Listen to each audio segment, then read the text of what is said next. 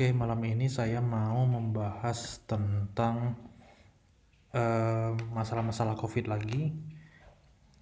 Beberapa waktu yang lalu masih banyak komentar yang masuk ke video-video saya yang lama yang waktu itu tentang IgG reaktif.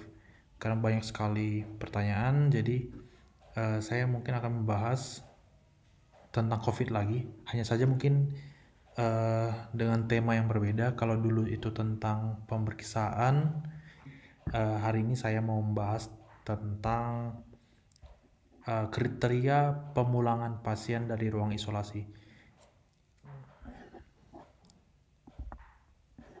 Ini juga termasuk salah satu pertanyaan yang cukup banyak ditanya karena jumlah pasien saat ini kan sudah cukup banyak meningkat, ya. Bisa jadi ada saudara atau keluarga di antara kita yang dirawat di ruang isolasi. Jadi muncul pertanyaan, sebenarnya kapan sih pasien-pasien yang diisolasi di rumah sakit itu bisa boleh pulang, dan kapan sebenarnya pasien yang positif atau konfirmasi itu dikatakan sudah sembuh atau sudah negatif. Nah, kali ini kita akan bahas, sebenarnya ini adalah konten yang sudah lama saya buat, mungkin sekitar 1 bulan atau 2 bulan yang lalu. Tapi menurut saya sih ini masih relevan hingga sekarang karena belum ada pedoman yang baru yang dirilis oleh WHO ataupun CDC. Jadi WHO dan CDC itu adalah merupakan organisasi kesehatan yang banyak mengeluarkan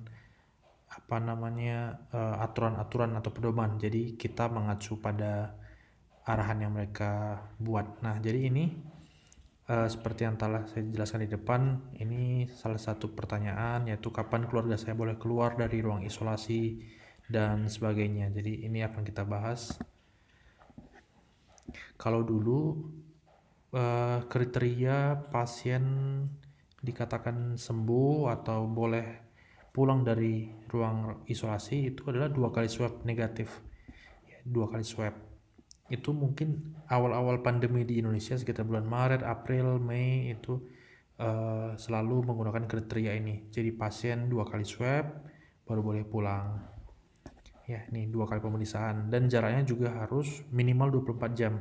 Artinya pagi ini dicek, besok pagi dicek lagi. Jadi nggak boleh misalkan kurang dari 24 jam itu nggak boleh.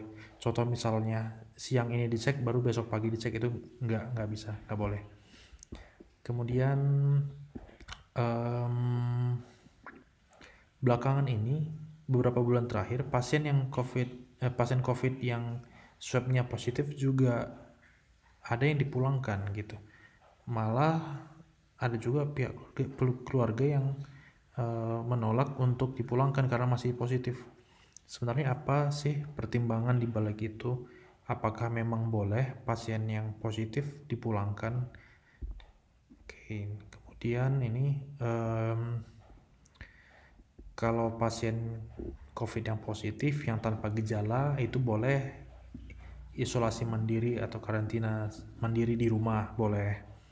Walaupun beberapa daerah, beberapa provinsi itu memang bukan beberapa provinsi tapi beberapa daerah itu melarang pasien-pasien yang tanpa gejala untuk isolasi di rumah.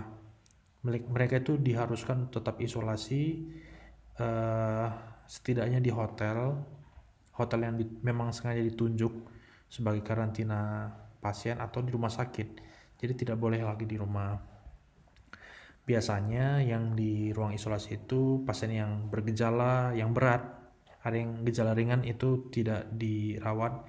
Kemudian yang punya faktor komorbid misalnya diabetes mellitus, kemudian hipertensi dan sebagainya. Lalu yang usia-usia lanjut. Yang lanjut usia ini rentan sekali karena daya tahan tubuh mereka juga tidak kompeten atau tidak seoptimal yang masih muda. Kemudian dari awal pandemi hingga sekarang kebijakan soal pemulangan pasien ini terus bisa berubah-ubah. Ya, hanya saja memang perlu ketahui bahwa tidak ada kebijakan yang benar-benar bebas risiko. Artinya kebijakan apapun yang diambil pasti ada konsekuensinya ataupun kekurangannya. Kalau dulu keputusan pemulangan pasien itu kan berdasarkan 2 kali swab negatif. Nah, itu kan konsekuensi atau kekurangannya cukup banyak, misalnya biaya seperti itu, ataupun dengan kriteria seperti itu jadi semakin banyak pasien yang lama dirawat di rumah sakit, jadi bisa sampai berminggu-minggu, padahal ternyata banyak juga yang sebenarnya sudah sembuh tapi swabnya masih positif seperti itu. Jadi itu cukup merugikan, bukan merugikan tapi cukup tidak cost efektif, artinya banyak uang yang dikeluarkan untuk hal itu, padahal sebenarnya masih bisa kita gunakan untuk hal yang lain yang lebih bermanfaat. Kemudian saat ini kita tidak lagi mempertimbangkan kriteria pemulangan pasien ini berdasarkan hasil tes swab tenggorok. Kita tidak lagi pakai itu. Jadi bisa saja pasien yang masih positif swabnya itu boleh pulang. Karena ternyata PCR itu tidak hanya mendeteksi, tapi tidak bisa mendeteksi ataupun membedakan antara RNA virus yang masih hidup atau yang telah mati. Sebentar.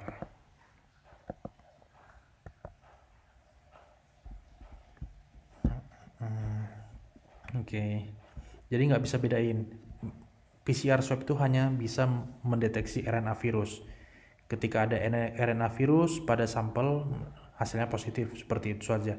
Tapi RNA virus ini aktif atau tidak itu tidak diketahui oleh PCR swab. Nah, jadi ini yang menjadi dasar kenapa kebijakan untuk kriteria pemulangan pasien ini dimodifikasi. Nah, jadi beberapa negara sudah mengubah kebijakan ini dan Indonesia juga sudah mulai menerapkan ini. Di rumah sakit kami dan rumah sakit pemerintah lain juga sudah mulai menerapkan ini karena kasus-kasus yang baru semakin banyak bertambah, jadi kita perlu menyediakan lebih banyak lagi kapasitas untuk perawatan pasien sehingga banyak pasien yang sudah gejala ringan ataupun sudah hilang gejalanya itu kita pulangkan, tapi dengan catatan kriterianya harus terpenuhi. Nah, apa saja kriterianya itu? Nah, ini kriteria yang kita pakai ini dari WHO ya. Ini 17 Juni, tapi sampai hari ini sebenarnya kriteria ini masih dipakai. Saat ini kebijakan untuk memulangkan pasien ini tergantung pada gejalanya. Apakah pasien bergejala atau tidak. Kalau misalkan pasien ini bergejala, pasien boleh dipulangkan setelah 10 hari pasca muncul gejala, ditambah 3 hari bebas gejala. Nah, ini contohnya misalnya gini, pasien masuk rumah sakit, dia sudah 7 hari bergejala, dari hari pertama dihitung 7 hari. Nah, jadi dia masuk rumah sakit, anggap saja dia sudah di hari ke-7 dia masuk rumah sakit. Jadi pasien ini boleh pulang setelah 10 hari ditambah 3 hari bebas gejala. Misalkan dia sudah hilang gejalanya, ditambah 3 hari bebas gejala gitu. Kemudian kalau misalkan tanpa gejala, 10 hari setelah hasil positif swab dia boleh pulang. Jadi kalau misalnya OTG ya, OTG itu anggaplah misalnya dia harus diisolasi, maka setelah 10 hari dari positif tes swab dia sudah boleh pulang. Statusnya itu bukan sembuh karena kalau dari pedoman yang kita pakai dari Kemenkes tidak ada istilah sembuh COVID, yang ada adalah selesai isolasi. Jadi kalau misalnya kasus seperti ini, dia dianggap selesai isolasi, bukan sembuh. Kita tidak menggunakan istilah sembuh untuk COVID. Nah, ini contoh lainnya kalau misalkan ada pasien yang gejalanya batuk 2 hari, kemudian si pasien boleh dipulangkan setelah, nah ini dia, setelah 13 hari. 10 tambah 3 hari bebas, dianggap bebas gejalanya. 10 hari ini sudah ketetapan harus batasnya 10 hari. Nah, kalau misalkan pasien ini dia sudah bergejala batuk dan sesak napas selama 20 hari, maka dia boleh bebas dari isolasi atau pulang dari rawat inap itu 23 hari ya. Dengan syarat 3 hari terakhir ini pasien telah bebas dari gejala. Nah, jadi itu kriteria yang kita gunakan sekarang, dan sampai saat ini belum ada kebijakan yang baru lagi untuk